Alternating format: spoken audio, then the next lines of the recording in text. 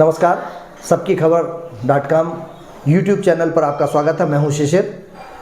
साथियों, देश भर के जो ज्वलंत मुद्दे होते हैं उन मुद्दों पर हम आपको सच्चाई बताने के लिए और पर्दे के पीछे क्या खबर चल रही है इस पर हम आपके सामने आते हैं। आज भी हमारी कोशिश, जो देश भर में जो मुद्दा गर्म है और जो सत्ताधारी दल है भारतीय जनता पार्टी, वह इसके पहले लगातार हम आपको ये बताना चाहते हैं कि लगातार पुरानी पेंशन योजना को लेकर हमेशा बयान देती थी कि हम इसको लागू नहीं करेंगे। लेकिन चूंकि आने वाले समय में चुनाव नज़दीक हैं, देश के 5 राज्यों में चुनाव है और कांग्रेस शासित राज्यों में यह पुरानी पेंशन योजना लागू कर दी गई है। मध्य प्रदेश में लगभग 7 लाख कर्मचारी ऐसे हैं जो पुरानी पेंशन योजना की मांग को उठा रहे हैं और इस पर संघर्ष कर रहे हैं, लगातार दबाव बनाने की कोशिश करते हैं।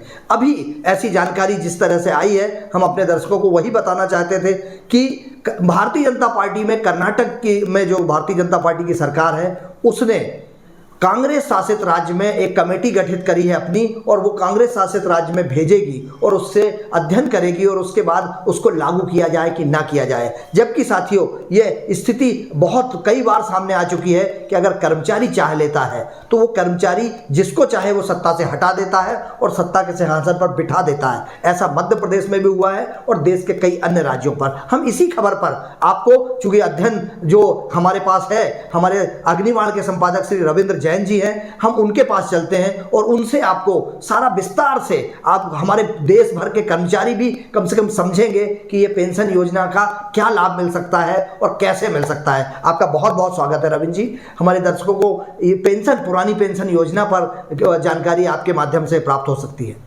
देखिए शिशिर जी, ये बहुत ही बढ़िया, बहुत ही ज्वलंत मुद्दा है और ये तमाम सारे लाखों लाख सरकारी कर्मचारियों के भविष्य से जुड़ा हुआ मामला है। मैं आपको पहले ये बता दूं कि नई पेंशन और पुरानी पेंशन में अंतर क्या है, ताकि हमारा दर्शक इस चीज़ को समझ ले, उसके बाद हम आगे बढ़ते हैं। जो पुरानी पेंशन है पूरे देश भर में 1976 में लागू हुई थी और जो कर्मचारी रिटायर होता है उसका जो अंतिम वेतनमान होता है उसका आधा, मतलब जो वेतन होता है उसका अंतिम, उसका आधा उसे पेंशन के रूप में जिंदगी भर मिलता है।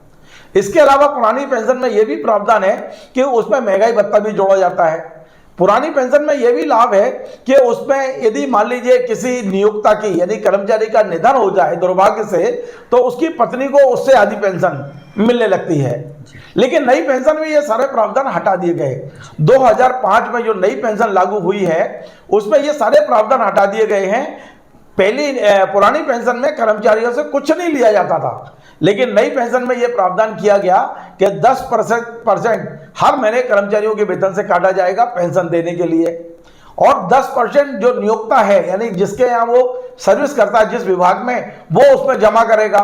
बाद में 2010 में उसमें संशोधन हुआ है और संशोधन ये हुआ है कि जो नियोक्ता है, विभाग है, वो 14% जमा करेगा। यानी कि जिस दिन वो रिटायर होगा नई पेंशन में उसको केवल 24% मिलेगा, और इस 24% में भी 10% वो है जो उसके वेतन से काटा गया है। तो सारे कर्मचारी चाहते थे कि उनके परिवार की सुरक्षा के लिए, उनके भविष्य के लिए जो पुराना वेतन है, पुरानी पेंशन है, उसे लागू किया जाए। अब हम मध्य प्रदेश पे आते हैं। मध्य प्रदेश में शिशिर जी स्थिति यह है कि जो कांग्रेस के विधायक है जीतू पटवारी, उन्होंने मार्च 2022 में एक सवाल विधानसभा में लगाया था कि मध्य प्रदेश में कुल कितने कर्मचारी काम करते हैं, कितनों को पुरानी पेंशन के अधीन पेंशन मिलेगी, कितनों को नई के तहत मिलेगी। सरकार ने जवाब नहीं दिया।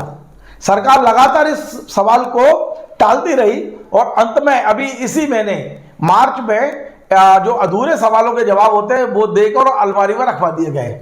हम उसी विधानसभा की अलमारी में से ये जानकारी निकाल कर लाए हैं। जानकारी ये है शिशिर जी कि इस समय सरकार ने जो बताया है, जो मार्च 2022 की स्थिति में मध्य प्रदेश में कुल 6,82,287 कर्मचारी काम कर रहे हैं। इनमें से 4,40,704 कर्मचारी ऐसे हैं जिन्हें नई पेंशन का लाभ मिलेगा, पुरानी का नहीं मिलेगा। मात्र 2,41,583 कर्मचारी ऐसे हैं जिन्हें पुरानी पेंशन का लाभ मिलेगा, जो अब लगभग रिटायरमेंट के आसपास होंगे। तो मध्य प्रदेश में लगभग 4.5 लाख से ज्यादा कर्मचारी ऐसे हैं जो आंदोलित हैं, जो पुरानी पेंशन चाहते हैं। और हमें मालूम है कि ये चुनाव बिल्कुल नजदीक है, मध्य प्रदेश सहित 5 राज्यों में इस साल चुनाव होने हैं। तो ये जो चुनाव होंगे तो हमारा ये अनुभव है कि सरकारी कर्मचारियों ने यदि तय कर लिया कि इस सरकार को उखाड़ फेंकना है तो उखाड़ के फेंका है उन्होंने। हमने दिग्विजय सिंह को देखा कि उस सरकार को उखाड़ने में कर्मचारियों की महत्वपूर्ण भूमिका थी, और 2018 में हमने शिवराज जी की सरकार को देखा, एक माई का लाल शब्द ने कर्मचारियों में ऐसा माहौल पैदा कर दिया था कि वो सरकार को भी इन्होंने उखाड़ फेंका। तो ये जो मामला है नई और पुरानी पेंशन, उसको मैंने समझाने की कोशिश की। अब जो नया घटनाक्रम है वो ये है कि कांग्रेस शासित जो राज्य हैं, चाहे वो राजस्थान हो या छत्तीसगढ़ हो या हिमाचल हो, इन तीनों राज्यों में पुरानी पेंशन लागू कर दी गई है। और मध्य प्रदेश में कांग्रेस के जो अध्यक्ष हैं, जिन्हें हम मुख्यमंत्री पद का भी दावेदार मान रहे हैं कांग्रेस की ओर से, कमलनाथ जी ने सार्वजनिक रूप से घोषणा की है कि यदि मध्य प्रदेश में कांग्रेस की सरकार आएगी तो पुरानी पेंशन लागू की जाएगी। इसी बीच में ऐसा लगता है कि भारतीय जनता पार्टी ने एक पलटी खाई है या यू टर्न लिया है, और कर्नाटक में उसको यह महसूस हो गया है कि कर्मचारी बेहद नाराज है, सत्ता में आना है तो कर्मचारियों को मनाना पड़ेगा। तो कर्नाटक में एक सरकार ने एक समिति का गठन किया है एडिशनल चीफ सेक्रेटरी की अध्यक्षता में, कि क्या पुरानी पेंशन लागू की जाना चाहिए तो किस शर्तों पर और किस तरह से की जाना चाहिए। जिन राज्यों में पुरानी पेंशन चल रही है या लागू हो गई है, उन राज्यों में आर्थिक स्थिति क्या है, वो किस तरह से दे रहे हैं। तो ये जो कमेटी गठित हुई है भारतीय जनता पार्टी के राज्य में, इससे उन तमाम राज्यों में अब उम्मीद की किरण आ गई है जहां जहां भारतीय जनता पार्टी की सरकारें हैं। हम मध्य प्रदेश की बात करें तो फैसला हुआ है कर्नाटक में, कमेटी बनी है कर्नाटक में, निर्णय होगा कर्नाटक में, लेकिन उम्मीद की जो एक किरण है वो मध्य प्रदेश के 4.5 लाख कर्मचारियों को दिखाई दे रही है। उनको लग रहा है कि कहीं ना कहीं यदि कर्नाटक सरकार ये घोषणा करेगी तो मध्य प्रदेश सरकार, क्योंकि अभी चुनाव में 9 महीने का टाइम है, अभी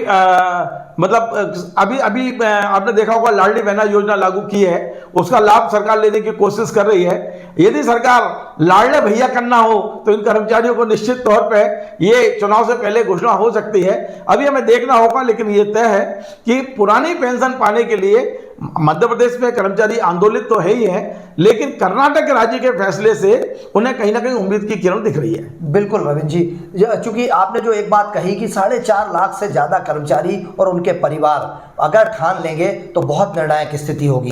दर्शकों को यह भी जानने का अधिकार है, और कम से कम इसमें आपने बहुत सारी चीज़ें स्पष्ट कर दी हैं कि एक दिन भी अगर माननीय चुनाव जीत जाते हैं, जिंदगी भर उनको 2 लाख रुपए पेंशन मिलती है, लेकिन 40 साल जनता की सेवा करते हैं, विभाग में रहते हैं, काम करते हैं, और उनको पेंशन की पात्रता नहीं है। ये दोहरा चरित्र अगर है तो इसी के कारण संभवतः कर्मचारी आंदोलित है। हम अपने दर्शकों को बताना चाहते हैं कि हम ऐसे ही मुद्दे लाते हैं जो जनता के बीच है, जो जनता के बीच चर्चा का विषय है। आप सबकी खबर.com यूट्यूब चैनल पर बने रहें हमारे साथ ऐसे ही महत्वपूर्ण मुद्दों पर। अगर आप हमारा कार्यक्रम पसंद करते हैं तो उसे शेयर जरूर कीजिए, लाइक कीजिए और सब्सक्राइब भी कर सकते हैं। हमें अभी अनुमति दीजिए। रविंद्र जी, आपका बहुत बहुत धन्यवाद। नमस्कार।